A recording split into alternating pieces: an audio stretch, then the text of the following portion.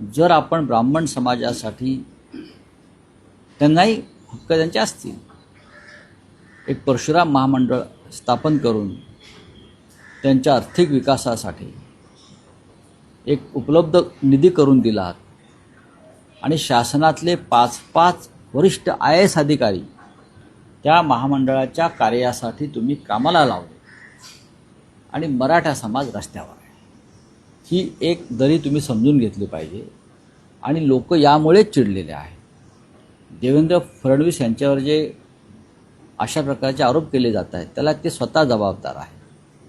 त्यांनी सगळा महाराष्ट्र माझा आहे, या महाराष्ट्रात सर्व जाती उपजाती पोटजाती माझ्या आहेत आणि मी या सगळ्यांचा नेता आहे आणि म्हणून मी राज्याचा नेता आहे. ही जी यशवंतराव चव्हाण,